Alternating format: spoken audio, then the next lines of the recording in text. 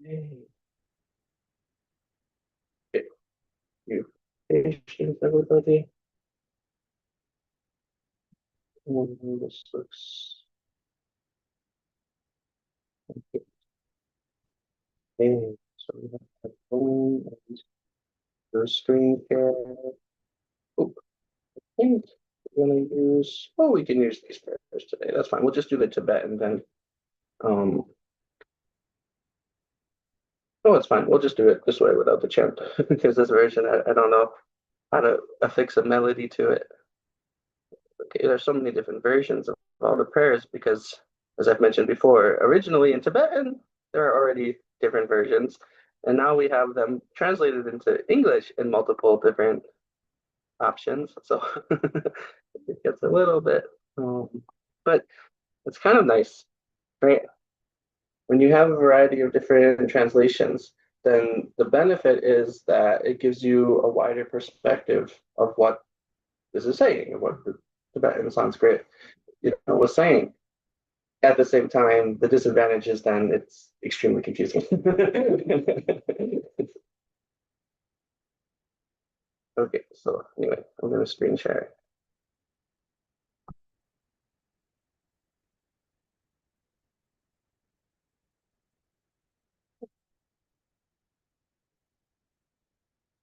So we'll just do the English without chanting the English, but we'll chant the Tibetan. Okay? For refuge and I take refuge until I'm enlightened in the Buddha, the Dharma, and the Sangha. Through the merit I create by practicing giving and the other perfections, may I attain Buddhahood for the sake of all sentient beings. I take refuge until I am enlightened in the Buddha, the Dharma, and the Sangha. Through the merit I create by practicing giving and the other perfections, may I attain Buddhahood for the sake of all sentient beings. I take refuge until I am enlightened in the Buddha, the Dharma, and the Sangha. Through the merit I create by practicing giving and the other perfections, may I attain Buddhahood for the sake of all sentient beings. Sangye chedan sogi chognam la changchu bardu dagni gyatsu chi dagi jimso gi be sognam gi chola penshir sangye drubar jo Sangye chedan sogi chognam la changchu bardu dagni gyatsu chi Dagi Jinso Gibe Sognamgi Dola Pinshir Sangye Drubar Sho Sangye Chodam Sogi Chognam La Janchu Bardu Dagni Gyatsu Chi Dagi Jinso Gibe Sognamgi Dola Pinshir Sangye Drubar Sho.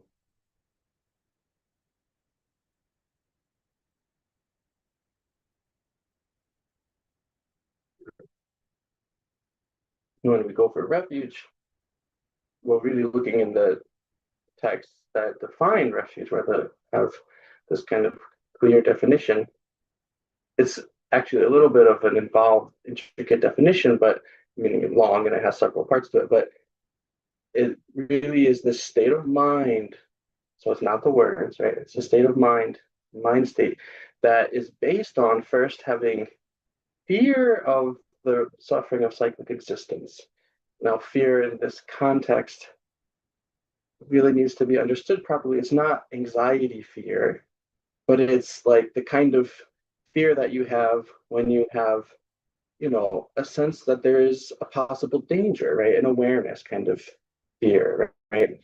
And that, just in general, or the whole of all the different various sufferings of samsara, which it means all suffering, any suffering we ever experience, plus just the very fact of having afflictions, the the karma that we created from afflicted mental states, right?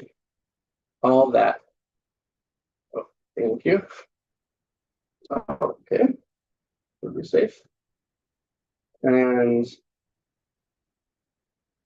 fear, that's one aspect. That's one of the causes of refuge. The other one is a confidence, trust, right? You could say faith even, but making sure to understand is not a blind faith, but a confidence and trust in the three jewels as being having the power to actually free us from that suffering, to remove that suffering, free us from that suffering, right? So from those two causes, simply put, fear, faith, right?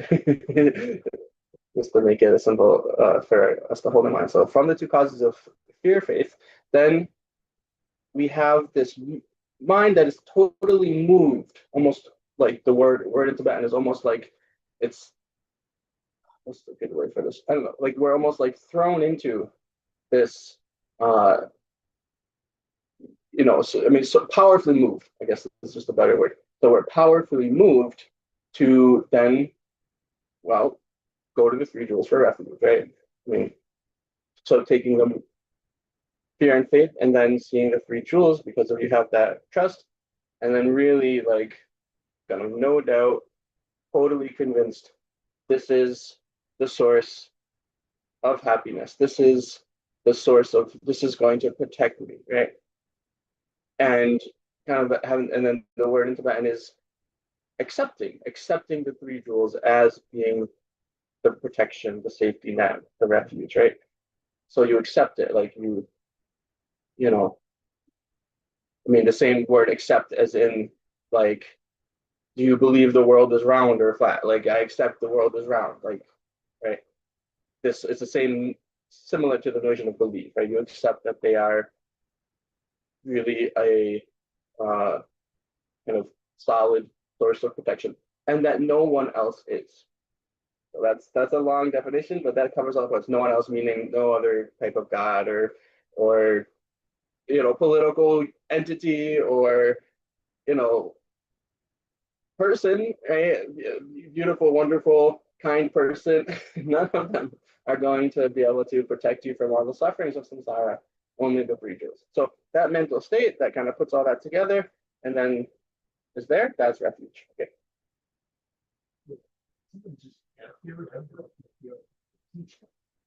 All right. Let's take a moment to maybe I'll go check and see if I can recognize the car. Oh, excuse me. They're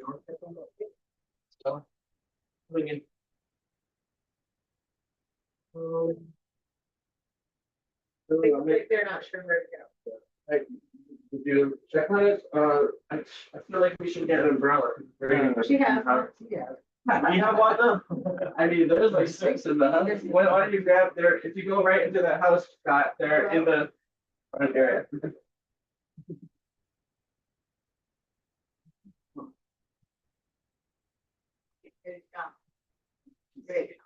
Okay, it looks like there's a couple of people who have come who are new but have come late, so that's why Scott just noticed. Maybe. Okay, yeah, there's always some more chairs. It's just I don't want people getting wet going back and forth, but we also do have plenty of umbrellas. You can also sit. Hey, so it's a good time to just meditate on refuge then.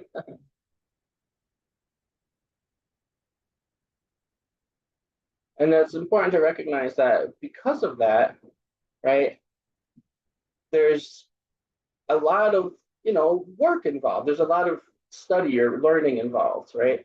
Because we have to actually understand why is it that no other being or entity could protect us in the same way as the three jewels, right? Why are the three jewels unique in that regard? What is it about them? Welcome, hello. Sorry, I'm just explaining something that was we're in the process of, but I'll just maybe say welcome and sorry that it's a little confusing where to come here. Yeah, yeah. No worries, no worries. But we're just gonna. Are you familiar at all with any Buddhism at all? Um, on and off. I've been visiting the centers on and off. Great. So we're gonna just go through a few introductory prayers that we start with, and then I can give a little more of an introduction. Okay. Okay, so let's do the four measurables now. Okay, so we'll do the English and then the Tibetan. May all sentient beings have happiness and the causes of happiness. May all sentient beings be free from suffering and the causes of suffering. May all sentient beings never be separated from the happiness that knows no suffering. May all sentient beings live in equanimity, free from attachment, hatred, and aversion. Let's do that. Not too well. Okay. Sentient tamche dewa tang dewe kyudang denpa gyorji. Tamchen tamche dunya don dunya gi gyudang tawa gyorji. Tamchen tamche dunya mebe dewa don mitawa gyorji. Tamchen tamche neding chatang nidang terwe dan yomba ne par gyorji. Then we'll do the seven lanes.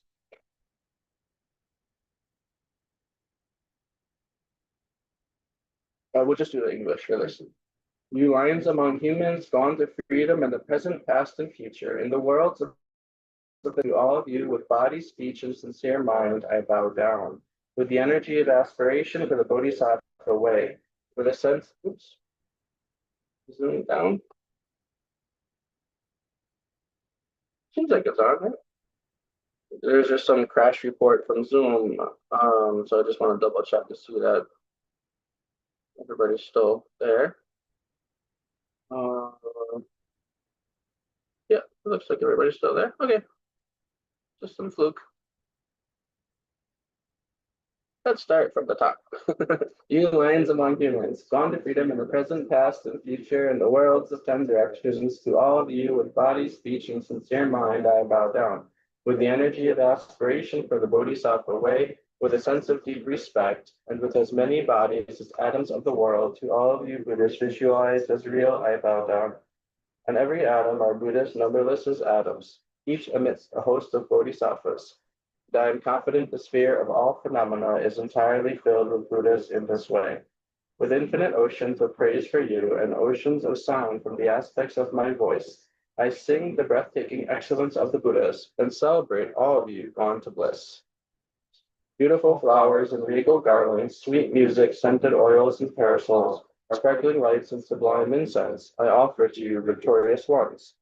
Fine dress and fragrant perfumes, sandalwood powder heaped high as Mount Meru. All wondrous offerings in spectacular array, I offer to you victorious ones. With transcendent offerings, peerless and vast, with profound admiration for all the Buddhists, with strength of conviction of the Bodhisattva way, I offer and bow down to all victorious ones. Every harmful action I have done, with my body, speech, and mind, overwhelmed by attachment, anger, and confusion, all these I openly lay bare before you. I lift up my heart and rejoice in all positive potential of the Buddhas and Bodhisattvas in 10 directions, of all separate realizers, pure still trading and those beyond, and of all ordinary beings.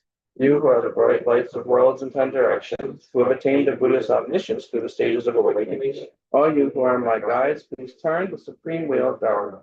With palms together, I earnestly request, you who may actualize parinirvana, please stay with us for eons numberless as atoms of the world, for the happiness and well-being of all wanderers in samsara. Whatever slight positive potential I may have created by paying homage, offering, and acknowledging my faults, rejoicing and requesting that the Buddha stay and teach, I now dedicate all this for full awakening. We'll do the Heart Sutra. Oh, it's not in here. Okay, we'll have to go to the other document.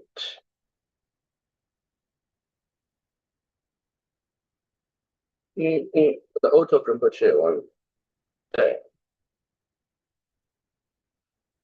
Open. Ah, what is that? Oh, I have to stop sharing. Okay. This is a thing I never saw before. Okay. Oh, we should do the mandala offering too. Now that we have this document open. Okay, so we'll do the mandala offering and then also the Heart Sutra.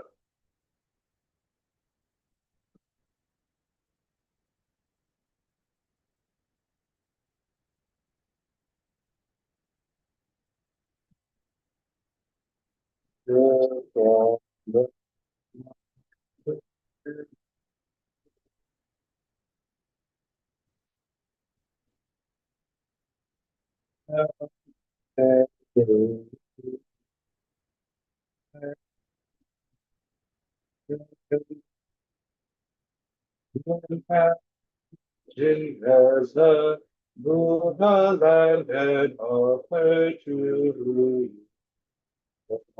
all beings enjoy this pure land.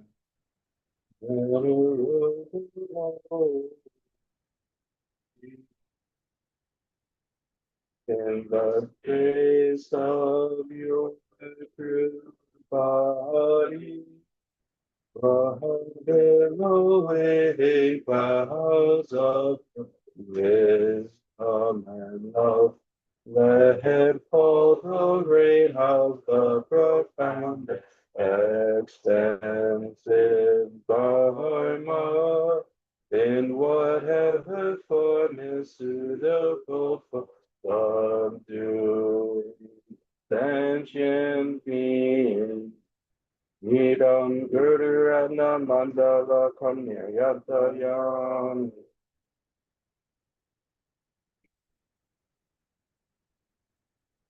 To the Heart Sutra with the rhythm. Once have I heard at one time the Blessed One was dwelling in Rajagriha, and vultures melting together in one method were the great assembly of monastics and the great assembly of bodhisattvas. At that time the Blessed One was absorbing concentration of the countless aspects of phenomena called profound illumination. At that time also superior Avalokiteshvara, the Bodhisattva, the great being, was perfectly at the practice of the profound perfection of wisdom, perfectly looking at the emptiness of inherent existence of the five aggregate thoughts. Then through the power of Buddha, Venerable Shariputra said to Superior Avalokiteshvara, the Bodhisattva, the great being, how should a child of the just to engage in the practice of the profound perfection of wisdom, thus he spoke and superior. Avalokiteshvara, the Bodhisattva, the great being, replied to Venerable Shari, Father Shari, Putra, whatever son or daughter of the lineage in the practice of the profound perfection of should look perfectly like this, subsequently looking perfectly and correctly at the emptiness of inherent existence of the five aggregate of form is empty, emptiness is form, emptiness is not other than not other than emptiness of one. Feeling discrimination, composition, Pudra like this of phenomena are merely empty, having no character. Are produced and do not cease, they have no defilement and no separation from defilement. They have no decrease and no increase, therefore Shari or no feeling, no discrimination, no composition, no practice, no conscience. There is no eye, no ear, no nose, no tongue, no body, no mind, no form, no sound, no smell, no taste, no touch, cry, or object, no phenomenon. There is no eye element, and so forth, up to no mind element, also up to element of mental consciousness. There is no ignorance and no exhaustion of ignorance and so forth up to no aging and death and no exhaustion of aging and death likewise. No suffering, origin, cessation, or path, no exalted wisdom, no attainment, and also no non-attainment. Therefore, sorry, Pucha, because there is no attainment for the suffers we lie. and abide in the perfection of wisdom. Minds have no obstructions and no fear, passing utterly beyond perversity. In the final state beyond sorrow, also all the Buddhas who perfectly reside in the three times, relying upon the perfection of wisdom, manifest and complete Buddhas in this state, unsurpassed, perfect, and complete awakening. Therefore, the mantra of the perfection of wisdom. Mantra of great knowledge, the unsurpassed mantra, the equal to unequaled mantra, mantra that thoroughly pacifies all suffering, since it is not falsehood, known as the truth. Mantra of the perfection of wisdom is proclaimed Jayata Pate Pate Para Pate Para Sambate Bodhisattva Puja a Bodhisattva, a great being, trained in the profound perfection of blessed Mona rose from that concentration and spent peace theory. Avalokiteshvara, the Bodhisattva, and great being that he has spoken. Yoga, the lineage, it is like that, since it is like that, just as you have reading of the this did not lay on the target, but will also rejoice. The blessed compacts of this standard, authority, precursor, theory. Avaloki Peshara, the Bodhisattva, and that entire assembly of the cycle as well. For the being of humans, demigods, and invited and invited is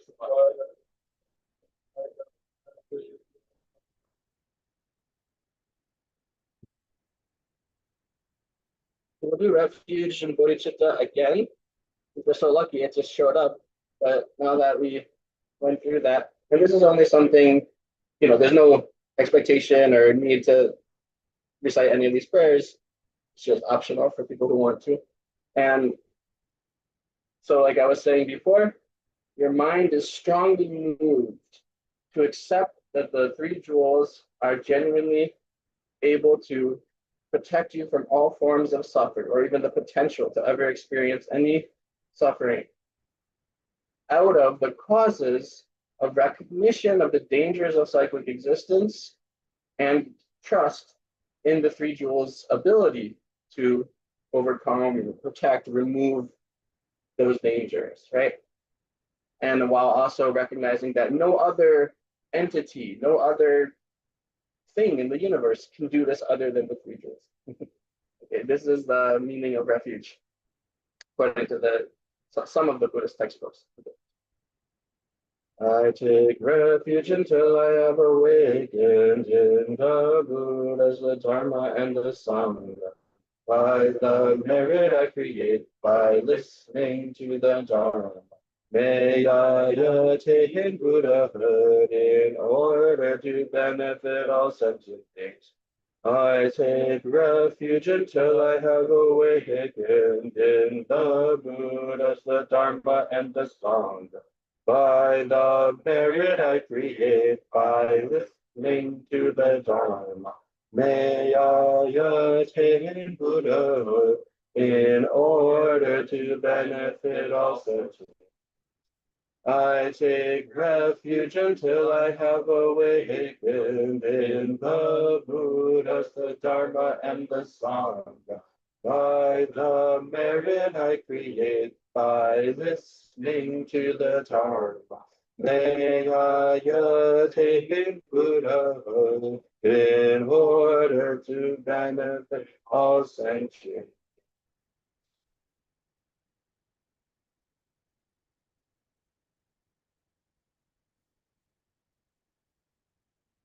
So then oftentimes there'll be the advice to visualize the merit field or the different Shakyamuni Buddha, our fundamental teacher, and other Buddhas, Bodhisattvas, or great masters of the past, or tantric deities, or arhats. There's a lot of different descriptions that can get quite detailed or less detailed. Actually, the more important thing is to recognize the mindset that refuge is about. So once that kind of can come next, right? The visualization and kind of adding these details, the more important thing is to actually have in your heart that you really are recognizing the three jewels, able to free you from suffering, which of course, to really even have that, then there's some detail there. What does suffering mean? What does cyclic existence mean? Why are we trapped in cyclic existence? How can it be that these three jewels can release us? So all that is also takes some learning. But that's what I'm just saying is wherever we are now, whatever learning you have now, you use that as the basis for going for refuge. And that's more important than the visualization. Okay, but that's also part of it too. And then you can also just look at an image like this and just visualize what's there, right? So that's Shakyamuni Buddha with the 17 Nalanda masters. And then as you see these other deities or other Buddhas, green Tara, white Tara, medicine Buddha, etc.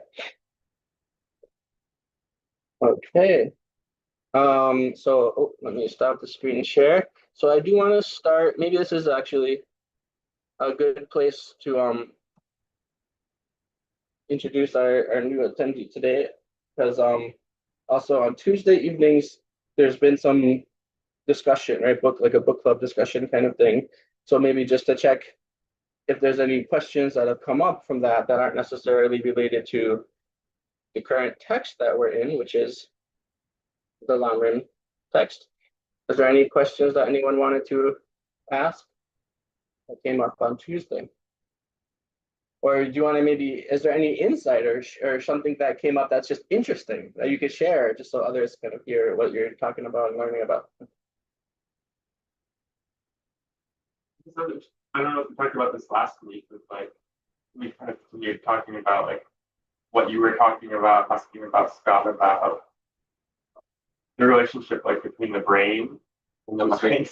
Did you talk about that last week?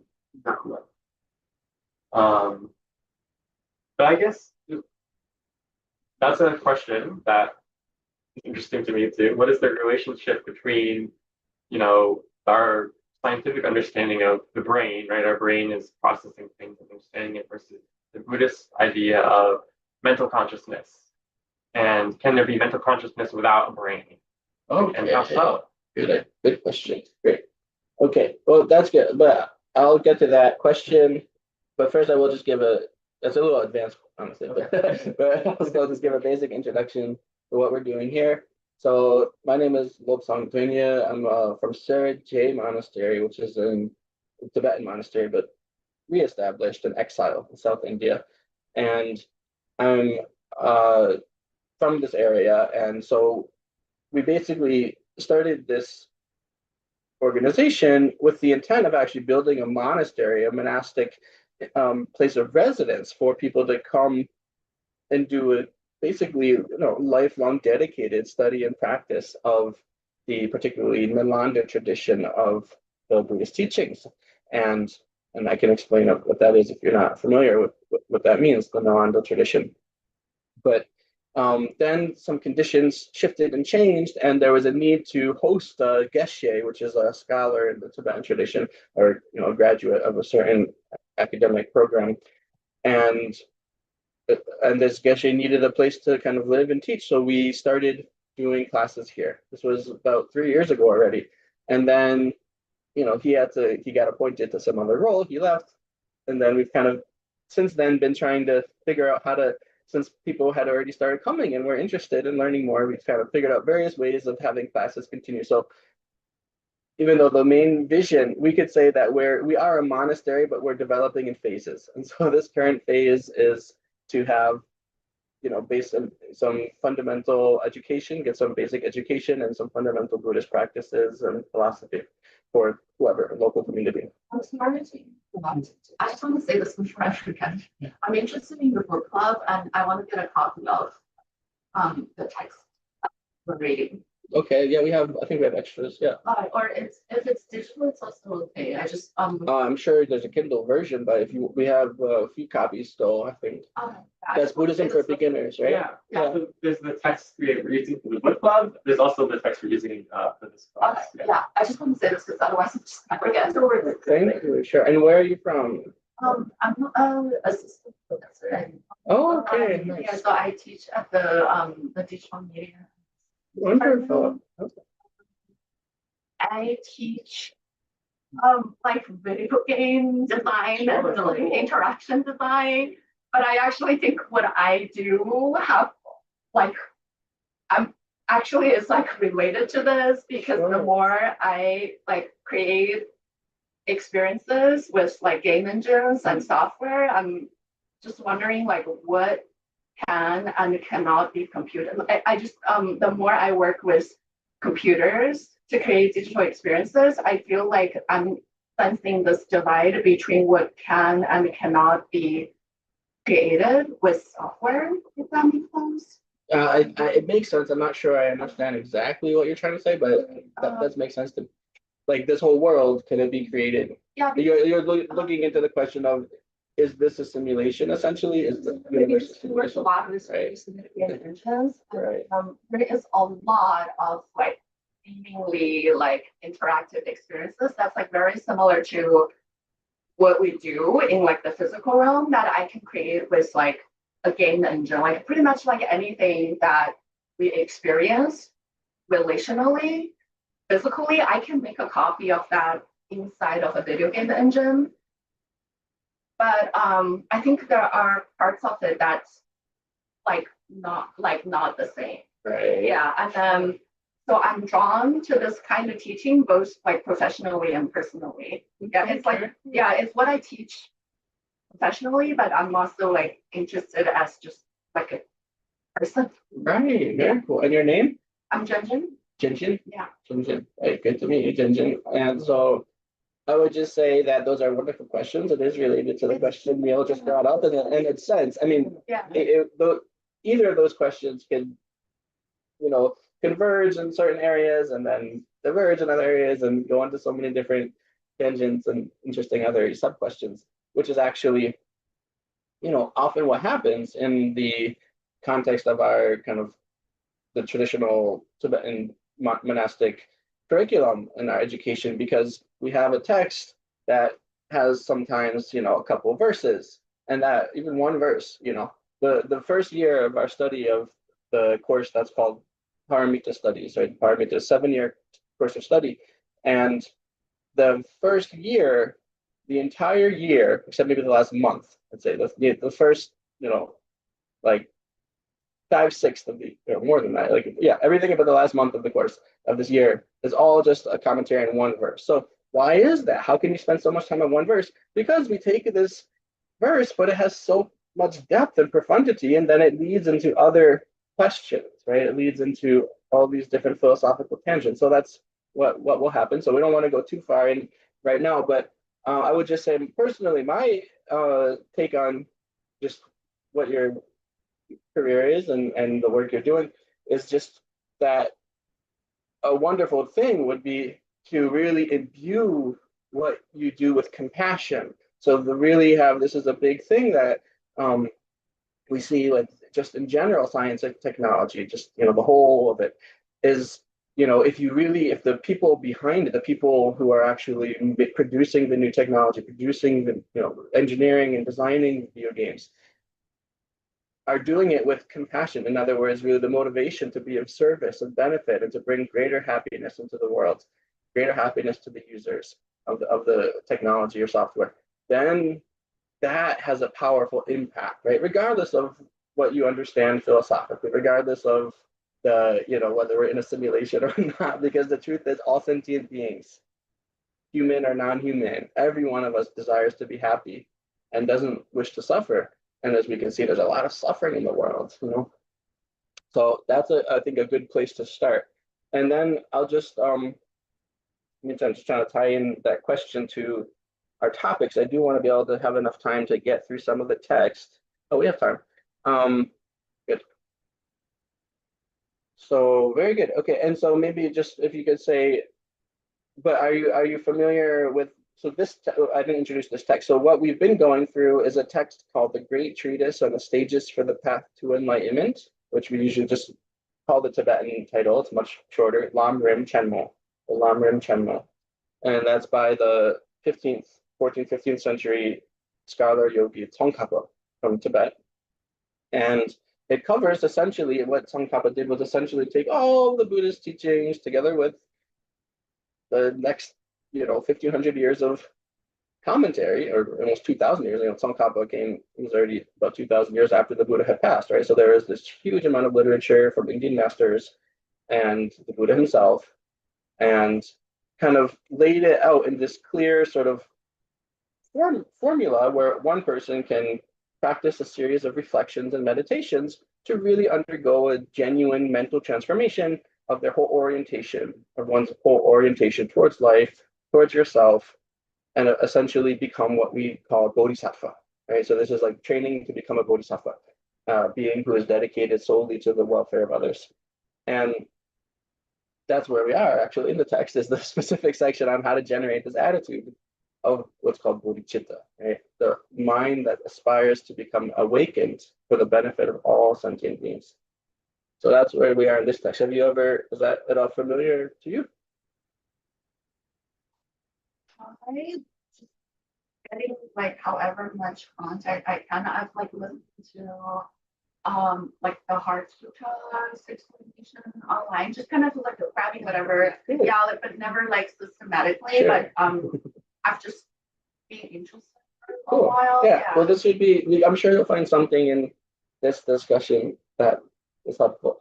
Okay, so where to go with this question then? I think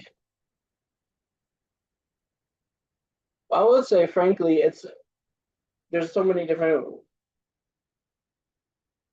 just to even start answering the question, it's important to acknowledge just how, just what the differences are in the approach of modern neuroscience versus Buddhist contemplative sciences, right? And just recognizing that from the get-go, right? Although there are some things that could be said that, were understandings even in the ancient Buddhist world and Buddhist thinkers, just like the fact that there's some physical basis for consciousness that humans have, those we call the sense powers, right? And that there's this sort of, that we could say, what in cognitive science we use the term inactive cognition, or sometimes embodied cognition, right? Inactive, embodied, and there's a third E that inactive, embodied, and extended cognition. So those all would be essentially the Buddhist perspective on cognition.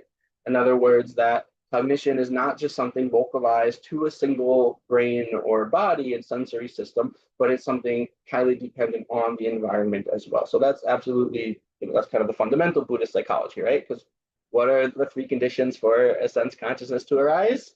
Anybody remembers? Object, sense power, previous moment of consciousness. Very good.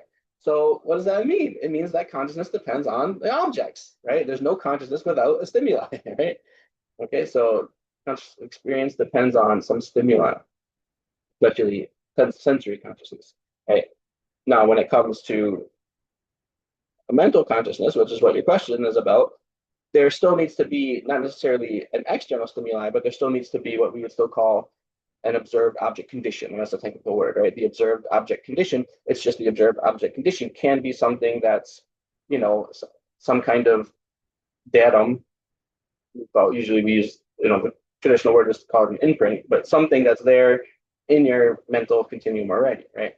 And that can become the observed object condition for instance, you're sitting there, you're closing your eyes and you remember, I don't know, your dog sitting at home, or you think about lunch. It's like there's no direct external object in front of your senses, but you're able to have an experience, right? Consciousness arising, which experiences lunch, your dog, whatever. Okay, so there's a difference. There's a one similarity. The differences are, well, of course, I mean, I think it's important to just recognize how profound the scientific revolution really is, right? And the findings, especially of the biological sciences, of just how cells work, right? And how neurons firings work. I mean, it's such a detailed picture of the body and as it relates to consciousness that it's just honestly completely absent from traditional context because they didn't have that worldview. They didn't have the technology to make those observations of the subtle tiny pieces in our bodies that are working, and it's just not there, right? It's just not there. I think we have to, it's fine to accept it's just not there. So if we really want to understand, I think, Buddhist understanding of consciousness, I think we actually need to bring in to Buddhism the understanding of modern science and modern physiology, right? There's nothing that makes that not Buddhist just because it didn't originate from the Buddha. It's Buddhist because it's reality. Buddhism just is whatever is true, whatever is real. That's what Buddhists accept. Buddhism is a highly, almost radically empirical, right, field of intellectual theory and practice and spiritual practice. So whatever is we can observe and see is just true, is there, that is Buddhism. Okay. Then the question of consciousness. Well, this is difficult because science doesn't have any there's no consensus within the scientific community about what consciousness is, whether it even exists, right? And then where it comes from. Now, Buddhists do have consensus on this. So that's actually a difference, right? Not only consensus, but again, a 2,500-year tradition of developing an introspective, right, and an understanding. So in other words, from the first person subjective perspective, developing an understanding of consciousness, how it works, and how to transform it. It's fundamentally part of the Buddhist understanding too, which isn't necessarily part of the Western understanding, right? In Buddhism, what's the point? What's the point of even understanding or asking what is consciousness? How does it function? So we can become happier because, well, guess what? Suffering is a state of consciousness. So is happiness, right? We don't like suffering, but we like happiness. Okay, so we want to be able to achieve happiness. So how do we do that? Well, we have to understand the entity. What is this thing that is happy? This experience known as happiness. Is it this experience known as suffering? What is it? Well, that's consciousness. So then we have to understand how is it being produced? What are the causes? How to change it, right? Okay. I would say though, so the simplest answer really, and I think this is pretty widely accepted nowadays in the community of, philosophy of mind broadly, but right, in the community of, the scholastic, the academic community of the people who are interested in philosophy of mind, which is that consciousness is essentially synonymous with awareness, and it is experience. Experience actually is a better, I think, more commonly accepted understanding. Experience. So experience is something that is subjective, right? It's something that each individual person has, or it individually. Whereas, what is that different from? Well, objective phenomena or matter, right? Matter, external objects, matter. Mind is something that's experienced as a subjective phenomenon. Matter is something that's not. Why? Well, because two people can look at the same piece of matter, right? Two people can look at this and say, do you see this mouse here? Everybody sees the mouse here, right? I move it, you see it move, I see it move. We all have a similar shared experience, okay? Now, do you see the state of my mind, the different, my happiness, my feeling, the feeling in my knees, the feeling in my rear as I sit on this cushion? Do you experience that? No. Why? That is the subjective experience of consciousness. So the brain is which of those two?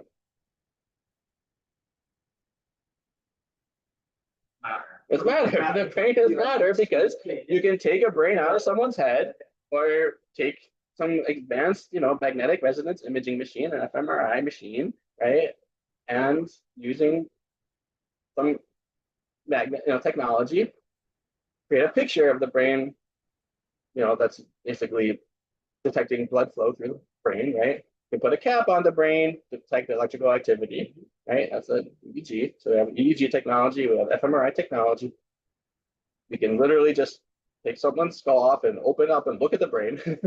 All those things, what are you doing? You're having this same kind of thing where there's a shared common experience where, Dr. A, neuroscientist A, and neuroscientist B, and C, they can all look and say, oh, there's the brain, there's the blood flow, there's going to, now it's going to that region, now it's going to that region. Okay, so that's something like that. Now, when a neuroscientist does this, they're having an experience themselves, right? They're now having an experience of the visual fields of colors on the screen or brain mass, right? Gray matter of the brain sitting there in someone's skull, right? That's now their experience. They're experiencing that physical object there through the visual sense perception, right? The visual sense consciousness, or the domain of visual sense consciousness. So they're experiencing that. Are they experiencing the person whose brain it is state of mind? Are they experiencing the feeling of their skull being cut open, the feeling of being in a being lying there in the MRI machine with their are they experiencing the the person who's in the MRI machine's experiences, the scientist looking at it? No. Is it possible that they could develop a technology that neurochemically presents an image of what the person is feeling and thinking? This seems to be what's actually related to Zhang's question, right? I mean, in the sense of, can we recreate kind of one for one an experience of someone else's experience, conscious experience? Well, this is, I would say, and this is not often explicitly stated, maybe now and then, but I think it is actually the underlying thought that allows, right, people in our world today, whether actual practicing scientists in the field of neuroscience or some related medical field, or physicists even, or other scientists, or even just the average person, that allows us to hold the view without feeling like we're without feeling like we're like insane and contradicting ourselves, to hold the view that consciousness is merely the brain, right? It's this. So in the field of like interaction design, which is like the field I'm in, there is like a subfield that's called affective computing. And then what that means is like the computer scientists are realizing, I guess, like a conscious experience is more than just like the logical computation part of it.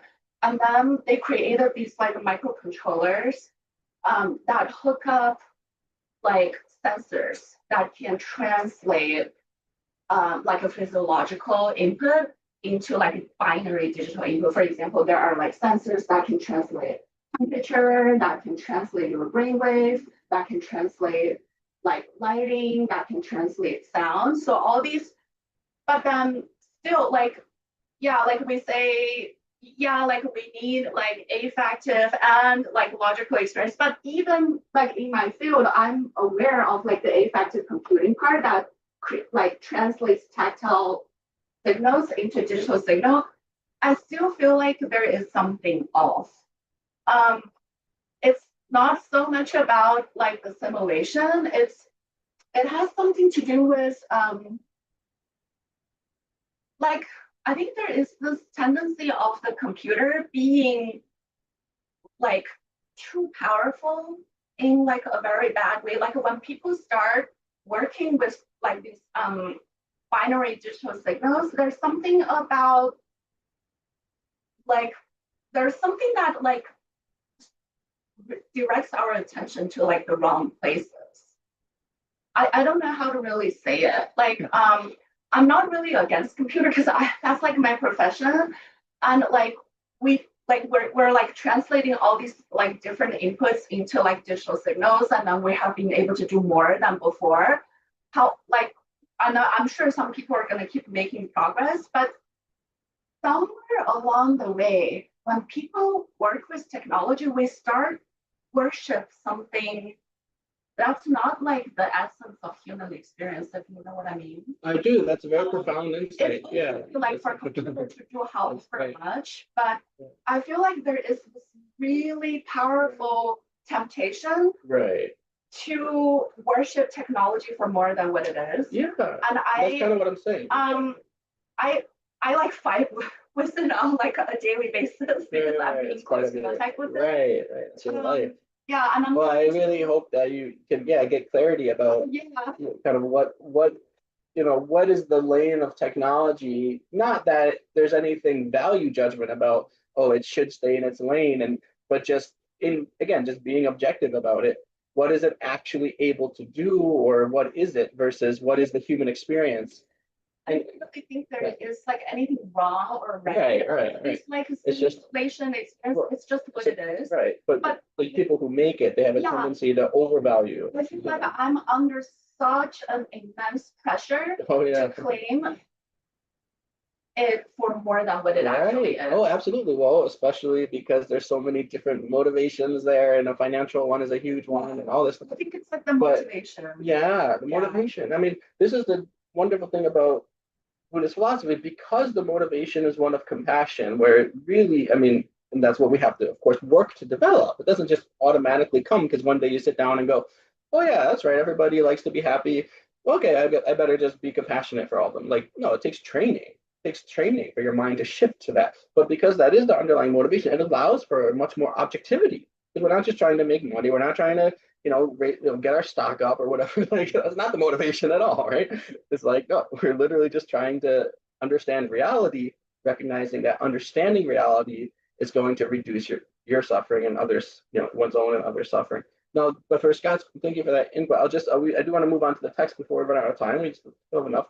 But for Scott's question, I'll just say that. So I don't know if you understand what I was trying to say, but I think that basic premise, one day, the premise, I'll say it in a manner of words, one day we will be able to take someone's experience exactly as it is, translate it into the some kind of output so that it can be read by a system and then put into maybe through some kind of brain computer interface, right? Put into someone else's mind, and they'll have the exact same experience as the person lying there in the MRI machine. I think that premise that will one day happen drives a lot of the philosophical, maybe even unquestioned assumptions of the relationship between body, mind, brain, mind. Does that make sense?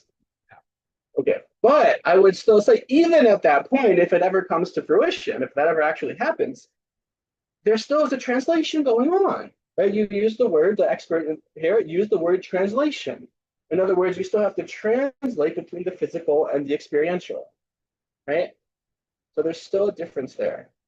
Yeah. And that's all it is. It's just one's a subjective experience and one is not. It's something that occupies space and can be manipulated with other physical objects, right? Okay, let's get to the text for today, but great discussion. And of course, we can always go back to that, and we should.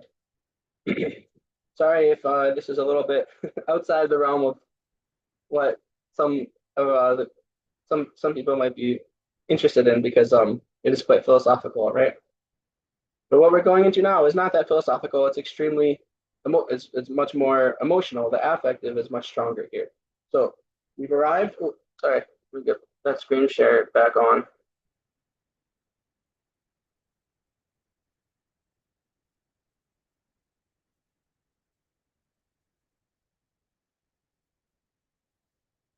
Okay, we've arrived at the actual section of the gradual training. In other words, the actual meditation. So there was a lot of content to prepare for this, right?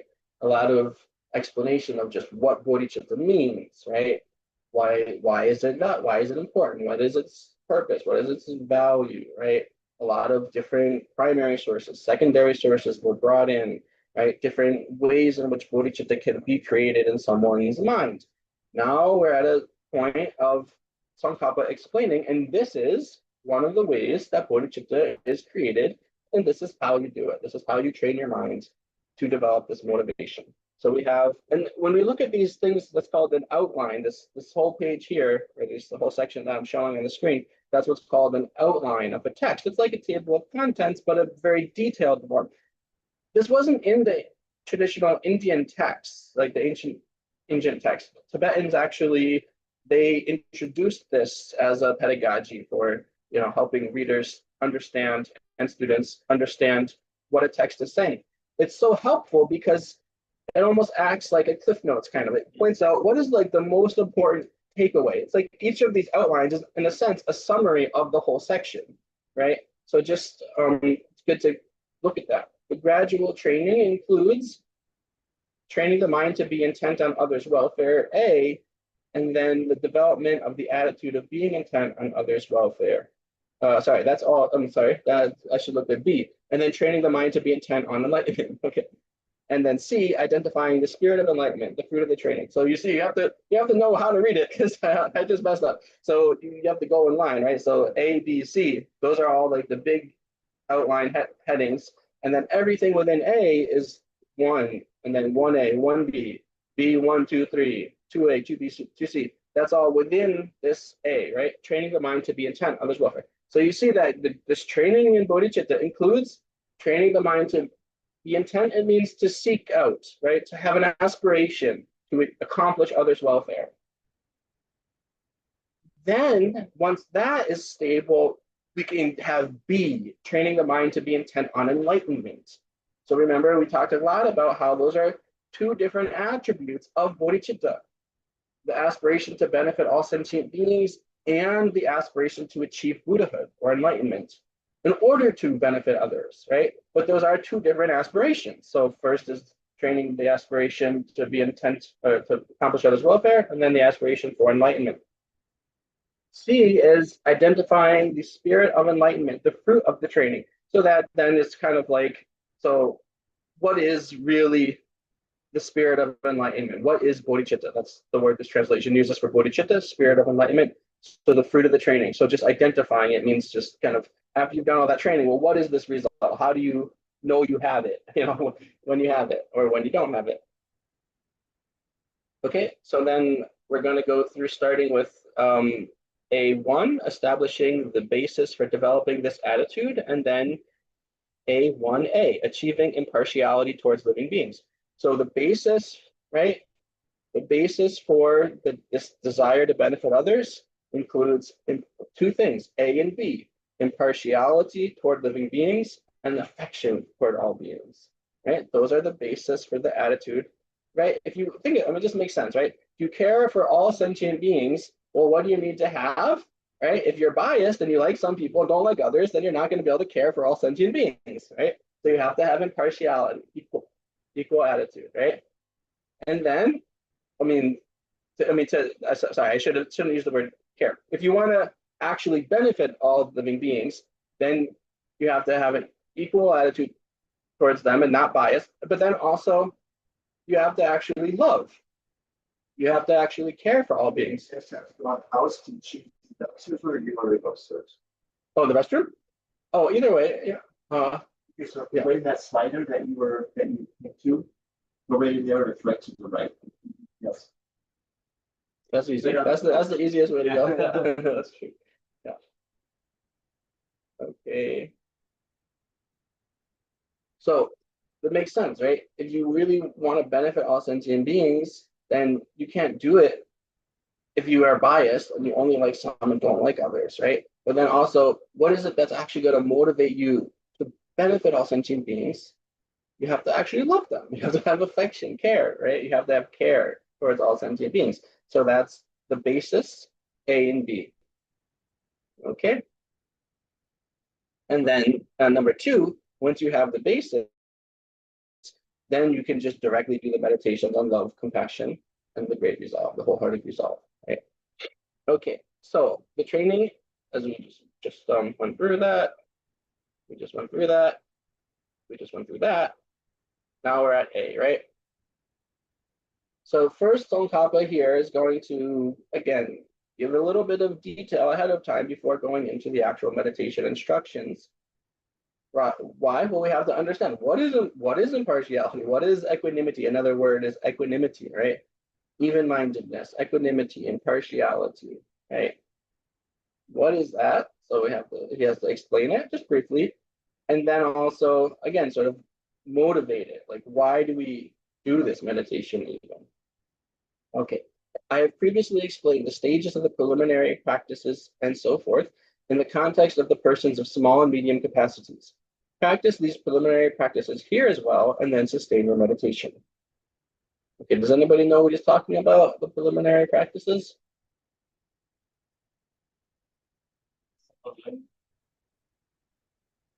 Refuge, all the volume one practices of sort of refuge. So there's two meanings of preliminary. There's actually several.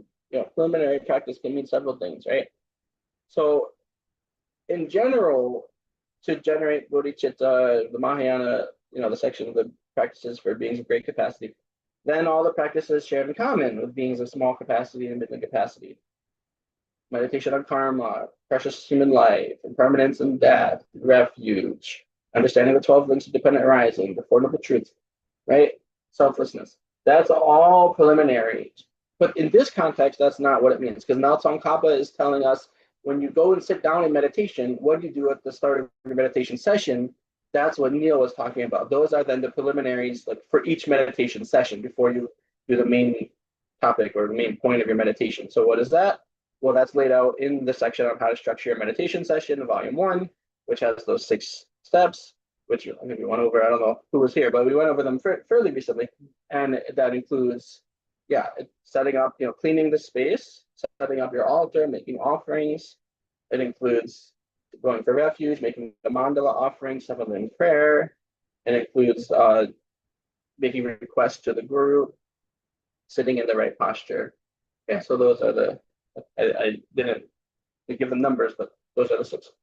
Okay, and then those are the preliminaries it's talking about here. Okay, very good.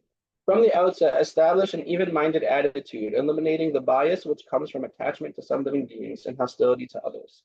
Otherwise, any love or compassion you feel will be biased. You will never feel unbiased love or compassion. So cultivate impartiality or equanimity, right? Unbiased awareness of others. So there are 3 kinds of impartiality. Now here it's really better to use the word equanimity because impartiality and equanimity in English mean different things from each other, whereas in Tibetan, it's just one word, right? So you can see it's funny because it says there are 3 kinds of impartiality, and then the next number 1, it uses the word equanimity because it recognizes that impartiality actually doesn't work there. Anyway, enough of the translation question. 3 kinds of equanimity. So let me just make it clear. When you say impartiality, it really, in English, it really implies just the third of these 3, right? Whereas Tsongkhapa is trying to explain a Tibetan term where it has all these implications. In English, impartiality really does just, if we were writing this, if Tsongkhapa was writing this text natively in English, he wouldn't need to put the sentence in here because it would be clear what impartiality means. Anyway, here it's not clear in Tibetan. So there are 3 kinds of equanimity. 1, equanimity with respect to application. Okay. Number 2, the feeling of equanimity. And number 3, immeasurable equanimity. Okay, in this section, impartiality refers to the last one, which in English it already does.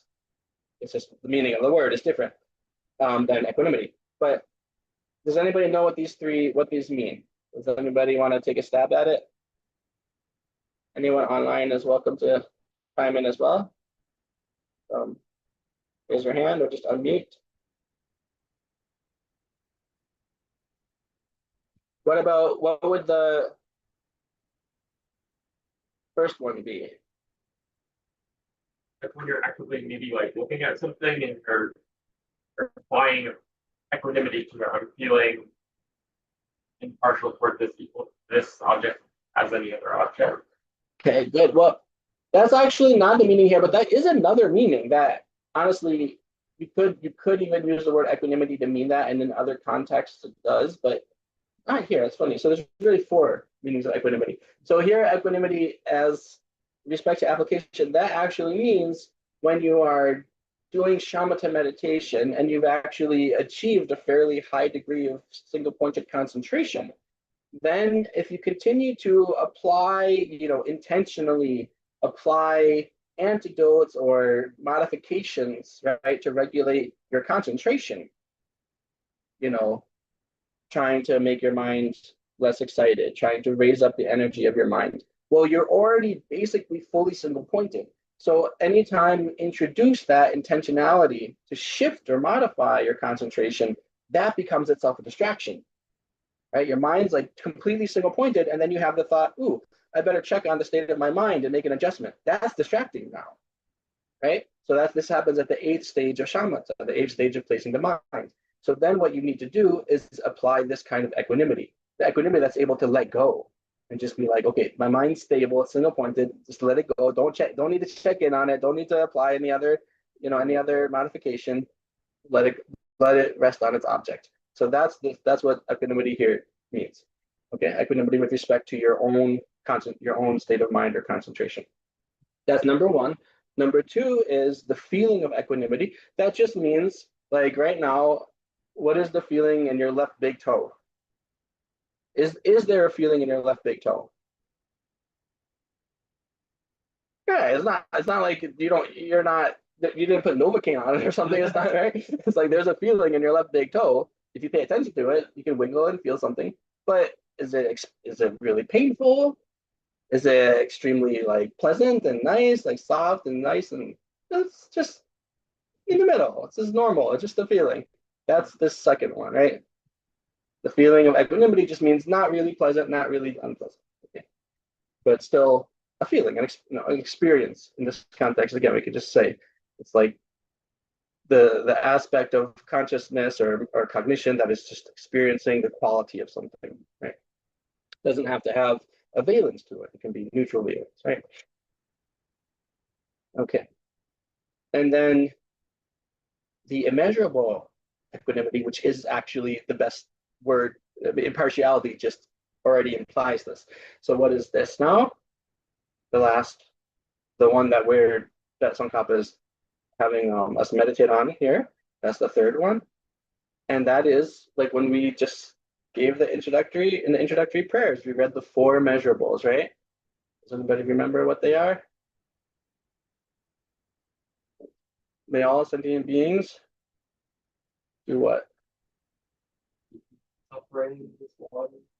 Right? The first one is love, right? May all sentient beings have happiness and the causes of happiness. May all sentient, that's measurable love. May all sentient, I mean, that's, the expression of immeasurable love. May all sentient beings be free of suffering and the causes of suffering, immeasurable compassion. May all sentient beings never be parted from the bliss that knows no suffering, happiness that knows no suffering, immeasurable, what we call empathic joy, sympathetic joy or empathic joy. And then may all sentient beings abide in equanimity, free of bias, attachment, and anger, right? That's the 4th one. So this is the immeasurable impartiality or equanimity. Is the same one we do in the 4 measurables when we meditate on those. It is said to have 2 types. One, wishing that living beings were free from such afflictions as attachment and hostility. And 2, being even minded after you have become free of attachment or hostility toward living beings. In this section, impartiality refers to the latter. Okay, so when we say the prayer, what is actually the wording of the prayer, right? May all sentient beings abide in equanimity, free of attachment and aversion, free of attachment and anger. So we're actually praying, may other beings be free of their bias, be free of their mental afflictions, right? Their disturbing emotions, and may they abide in equanimity. Well, Tsongkhapa is saying, well, that's one meaning of even for the immeasurable equanimity, this third one of the first listing of 3, but that has 2 kind of aspects or types. One where you're wishing others are in equanimity. The other one when you just make your mind impartial. You eliminate your bias. That's what we're talking about here. This is a meditation on how to eliminate our bias towards others. Either positive bias or negative bias, either, right? Okay. The steps for cultivating immeasurable impartiality are as follows. Since we have just enough time to do a nice meditation. Perfect. The steps for cultivating are as follows. Since you can easily be impartial to a person toward whom you have a neutral feelings. That make sense? Who's a person you might have neutral feelings towards? Anyone want to give an example? My neighbor who I see walking somewhere. Yeah, your neighbor walking the dog. Exactly. Your neighbor walking the dog. Maybe you say hi. Maybe you never even spoke to them. You're aware of their presence. You know, if you hear that their grandma passed away, you're probably going to say, "Oh, that's too bad," and not think about it ever again, right? Your spouse, you know, your child, your parents, you hear that their good friend passed away or their family member passed away, there's a difference, right? And you really feel, oh, I'm so sorry. And then you try to comfort them, you try to console them, you have so much more care for them, right? So a neutral person. We're talking now about a neutral person, someone that you know of their presence. You're not particularly irritated by anything they do. You're not particularly, attracted to them or concerned with them, essentially, right? So that's easy to have neutral feelings towards them, neither attachment nor aversion. Okay, neither attraction nor repulsion. So first, take such a person as your object of meditation. Okay, someone who has neither helped nor harmed you. Okay? And that's very important. This last phrase there, right? Because why do we like people? They've helped us, right? Why do we not like people? They've harmed us, or we perceive that they will harm us, or that they might harm us, or that they harmed our friends or family, or that they wish to harm us, even, right? We at least we think that. Achieve an even-mindedness towards this person, removing your attachment and hostility. Once you have attained this, then cultivate even-mindedness towards a friend. Your lack of even-mindedness towards this friend is either because of the degree of your attachment for him or her, or because of the bias from your attachment and hostility. Okay. So it's saying start with a neutral person who you already don't have much feeling towards, stabilize that feeling of neutrality, then visualize, imagine a person that you are attracted to or have attachment to, someone that you like, a friend, okay, a friend, a family member. It's really good in this meditation. Don't choose a person who's really going to trigger like your strongest emotional response. So for your friend or family member, maybe like don't choose your spouse or child, but like maybe like a teacher you like, or if you're a teacher or student, you like, or just a friend who you like, but they're not like going to like trigger this whole emotional, world of your whole lives together or whatever, right? So start with someone who's someone you like, a friend or family member, but not the one you have the strongest feelings towards. Okay. And same with someone that you dislike or what we call an enemy, right? Don't choose someone who's like, is going to give like a traumatic response, right? That's like if you really had someone, you know, it's probably not true for us, but it happens in the world. Like someone who, you know, murdered your whole family or in a war or bombed your family. Like, don't choose that person. Right, that's going to trigger a traumatic response. Choose someone that just like someone maybe you work with that irritates you. Someone that you don't really get along with, but not the most trauma inducing person you can imagine. Eventually we can work towards that, right? Okay, so just kind of read through it and then we'll do the meditation. So once you have attained this, cultivate even-mindedness toward a friend. Your lack of even-mindedness towards this friend is either because of the degree of your attachment for him or her, or because of the the bias from your attachment and hostility. After you achieve an even-mindedness towards this friend, cultivate it toward an enemy. Your lack of even-mindedness toward this person is due to your hostility, viewing him or her as totally disagreeable. After you are even-minded toward this person, finally, cultivate it toward all living beings. Okay. So that's the meditation. So there's still a little more detail below, but we don't have time, so let's just do what was outlined there. Okay, so everybody will sit in a good posture. Good posture really means that your spine is straight, firm, but relaxed, so that you can feel like you're, kind of stable in your seat, but not tense. You can even raise your elbows up to your ears and then let them drop down to release the tension. Make any shift that you need to make right now to just get more comfortable. If you need to, hook a leg up and shift it over a few feet or inches. You need to stretch, you can do a little twist, whatever you need to do to feel like you're able to just sit here for the next 10 minutes comfortably. Let your breath be natural, meaning don't make an effort to extend it or control it. But do observe your breath. So this is just a grounding practice. Observe the sensations within your body as the air comes in and out.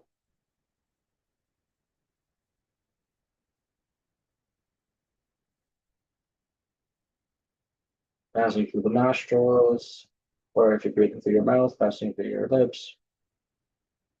And as your diaphragm raises and falls, observing the sensations in your chest, the lungs fill and empty.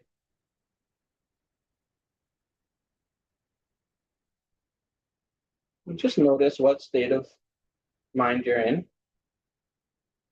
Whether you're calm, maybe excited, maybe antsy, tired.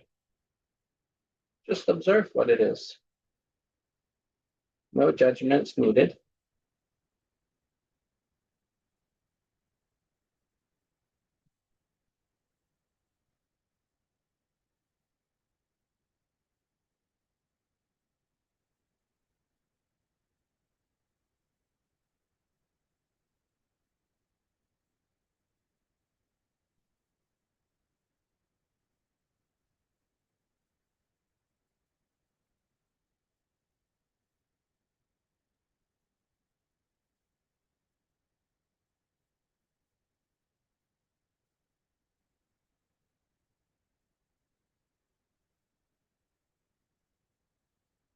And let the air coming in feel nourishing.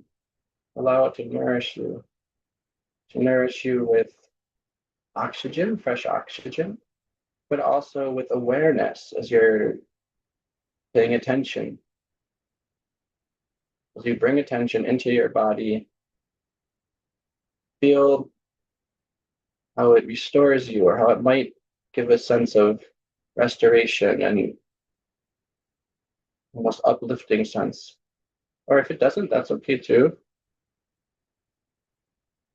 But just notice the shift when you put attention into your body.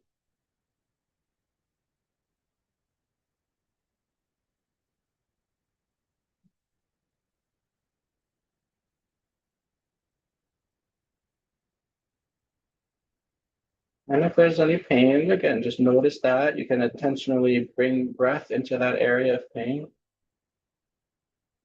And as you exhale, try and just let the area of pain release a little bit. No, of course, if it's so much that it's distracting you, then shift your position and posture. Even if you need to stand up, if it's uncomfortable to sit, that's fine too.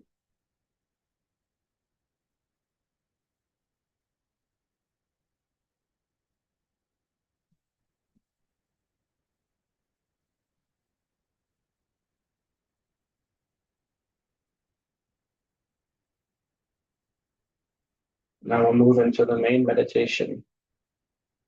So first, cultivate your motivation, recognizing that,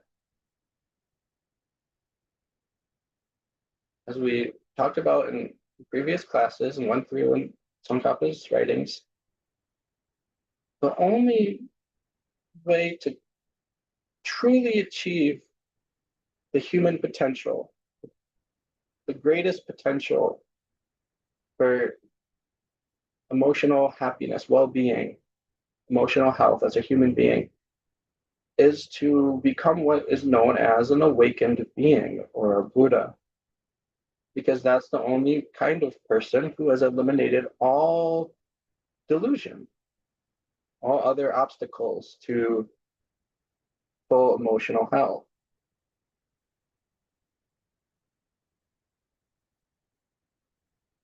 And to become a Buddha, what that entails is having concern and care for all living beings, because the very And the very basic essence of an awakened being is someone who is constantly and solely working to benefit others and has the ability to do so, has the ability to benefit others and the motivation to benefit others.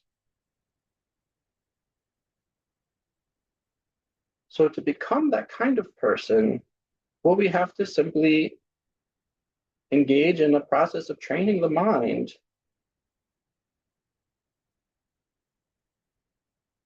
in that type of attitude. The Buddha is benefiting all sentient beings, has that motivation of compassion. So to become like that result, when we start training in compassion and in equal, unbiased caring for all living beings. And just like if you want to be an Olympic athlete, a gold medalist, you do some amazing, figure skating or swimming or gymnastics, whatever it is. Well, we have to start by training in that practice, training in that athleticism or sport. Same for training the mind. Okay, so how do we train the mind in this unbiased attitude, this impartiality that cares about all living beings? Well, first we have to equalize our emotional responses that arise when we think about or encounter other beings. So we start with a person towards whom we don't have much emotional response at all. A neutral person. A stranger, it could be, but it's not such a stranger that you don't know of their existence, a stranger that you're at least aware of their presence. A neutral person. So again, it could be a neighbor that you just see sometimes outside, someone you see when you go, to the gas station, a store, your mail, delivery person, mail person,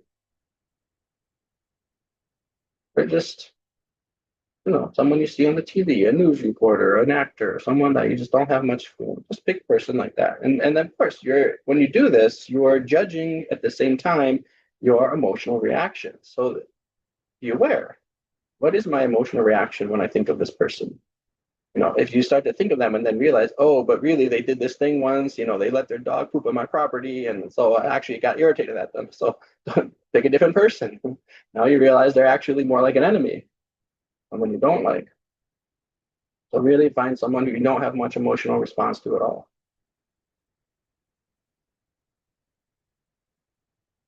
And that doesn't mean you can't have any sense of human connection to them. Sure. I mean, especially if you've already been practicing developing love, then hopefully you will have a sense of some sense of care and concern for anyone you think of, but you know, not a major emotional response. That's all I'm saying. Okay, have that person in mind. Now analyze what is their emotional state towards them.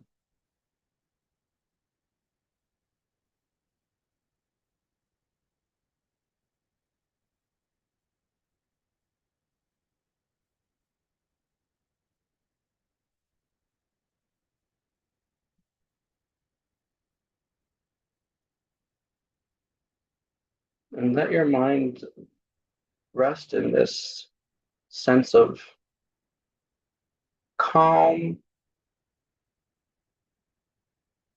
just calm awareness of the person, where there's, again, barely any emotional tone, just a calm awareness of their presence.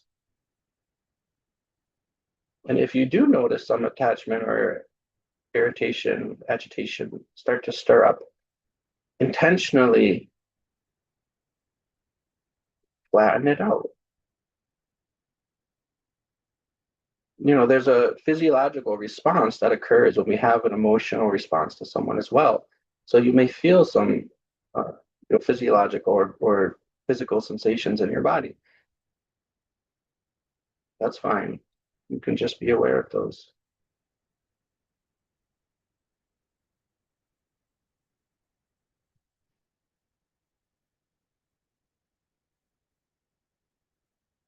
Hold this for another 2 minutes.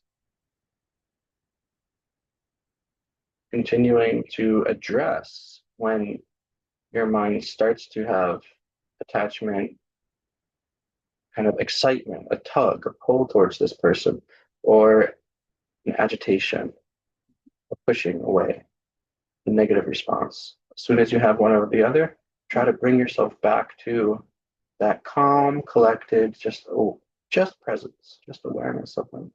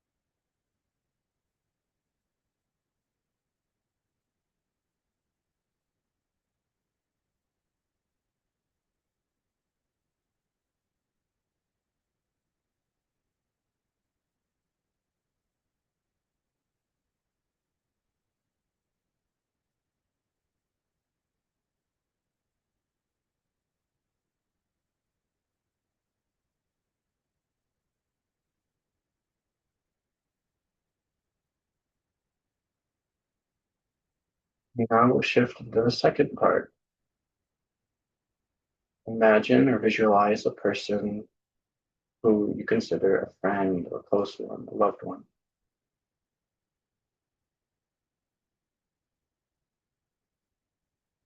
And immediately you'll see, you're likely to see how there's an emotional response when you think of them, emotional reaction.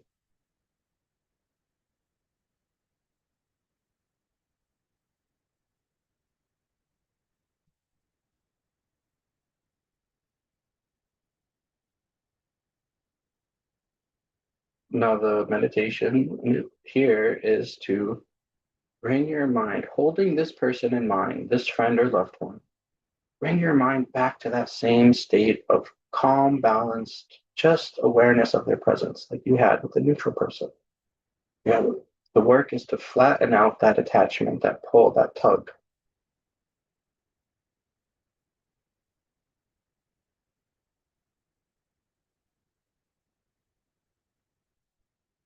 And again, the reasoning behind this, right? It's not just brute force, but there's a reason that makes this easy, that helps us to see why this is a rational or sensible emotion to have.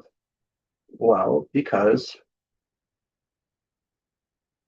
the neutral person, the friend, the enemy, myself, we all wish to be happy equally.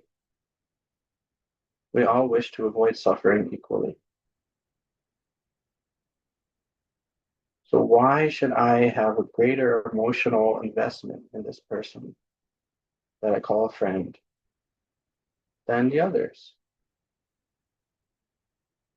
Now, again, developing this equanimity is not going to mean that we lose all feeling for others. It's the basis by which we can have more positive feeling towards them. It's the basis for having a true unbiased love towards them.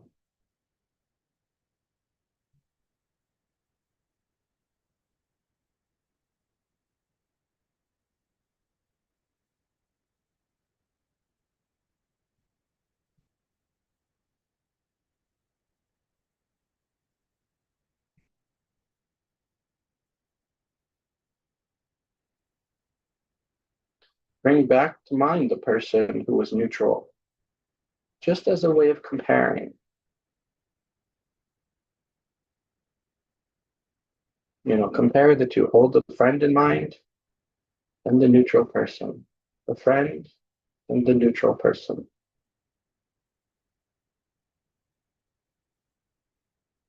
Try and see to some degree, not completely, but whatever degree is possible right now, to some degree, can you balance out the emotional response to these two people?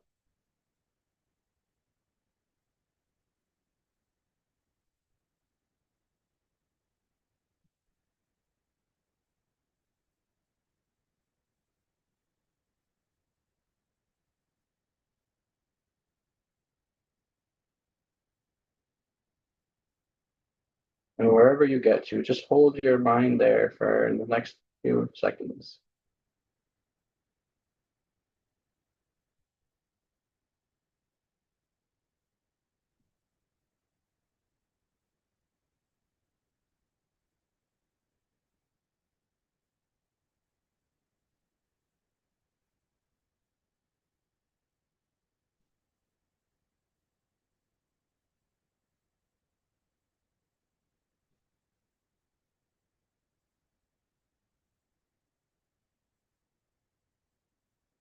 Moving to the third part of the meditation.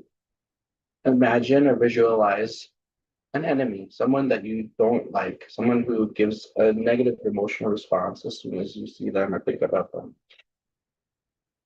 Again, it can be anyone, just not someone who's, really, really traumatized you, but, someone that you get just naturally irritated by, aggravated by. And it could be someone who's, directly harmed you. It could be someone you just don't like. Okay, either way.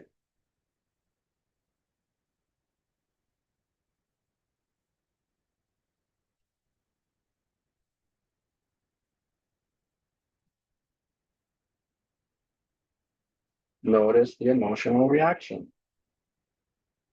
Notice the way that your mind might get disrupted. There's a roughness in the mind. Notice whatever comes. There might be a physiological response or feeling in your body. Just notice whatever's there.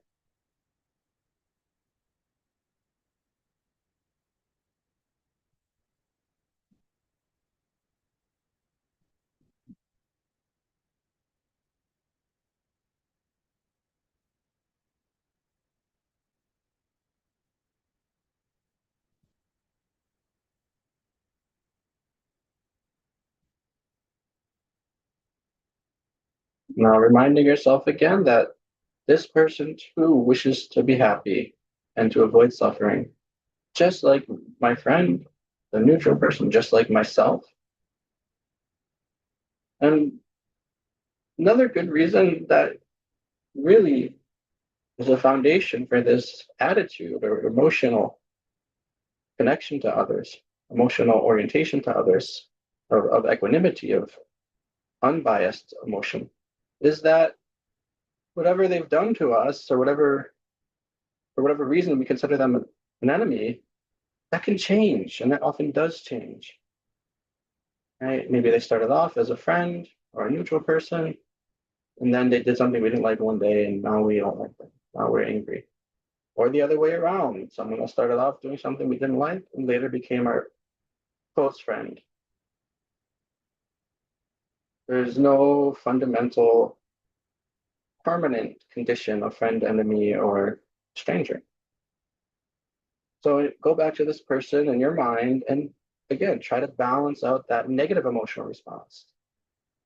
Try and make that equal to how you felt towards the neutral person to whatever degree possible right now.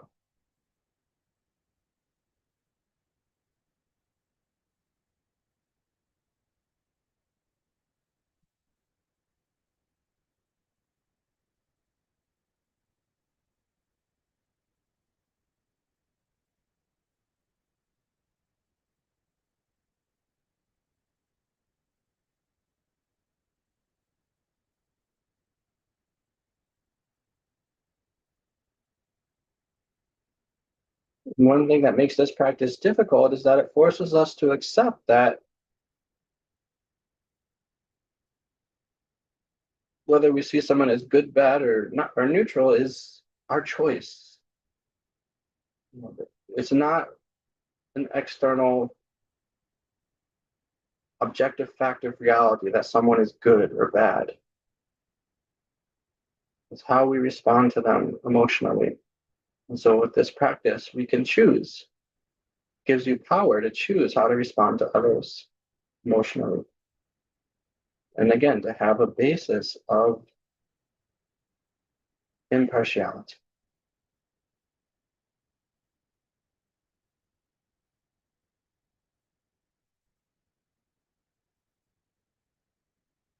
That means we have a choice to let go of our anger. No one else is making our mind disturbed. It's our anger from inside that's making it disturbed. But we can even that out or let that go.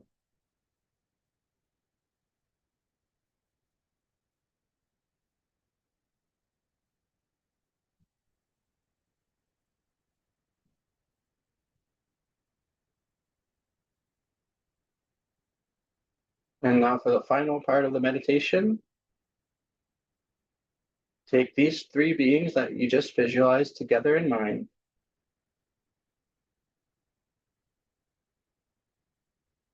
Hold them with a balanced awareness of their presence without getting tugged in or getting ruffled up. Hold them equally. And now extend that awareness to all sentient beings, whatever that means to you right now. All sentient beings, viewing them with an equal sense of unbiased awareness, impartial awareness, without attachment, without aversion.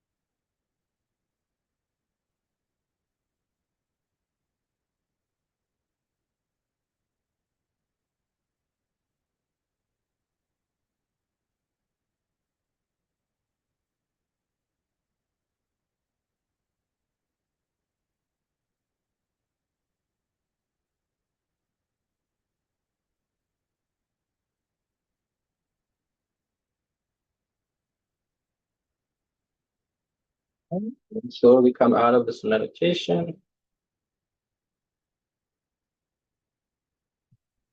Okay, I'm sorry we're over time.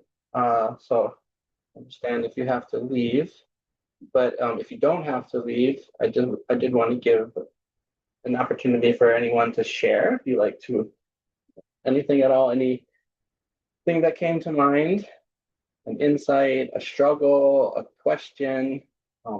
We won't go into. We don't have time to address it that much, but just to share it.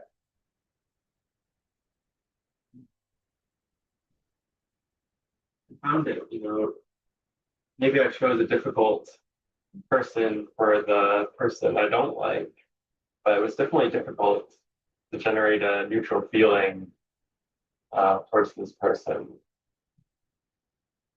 Does anybody else have a similar experience of it being difficult? Yeah, me too. I mean, our minds are very deeply conditioned, and body, right? Deeply conditioned to react to people. And this is all of that. Anybody else? Okay. Okay. Anyway, you can talk about it also later or next class, anytime. Let's just do a couple of quick verses to dedicate. And apologies for going over the time. Okay, we'll just do these two verses.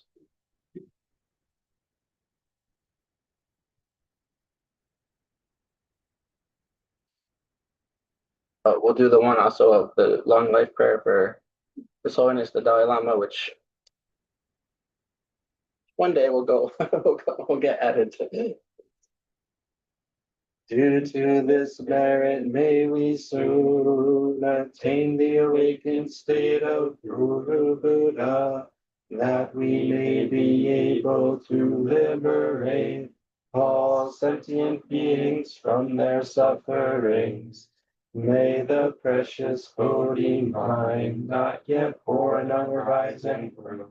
May that born have no decline, but increase forevermore. In the snowy mountain pure lands, you're the source of good and happiness. Powerful gens and gods of Genrezi, may you stay until samsara's end. Okay, thank you everybody online and everybody here. And that was a great discussion we had. So I hope everybody got something from it. It was, I know, everyone's coming from different backgrounds and different prior education. So some people might not even, be that familiar with that whole field or the questions that come up around mind, body, brain, body relation, but it's hopefully still interesting. You get something from it.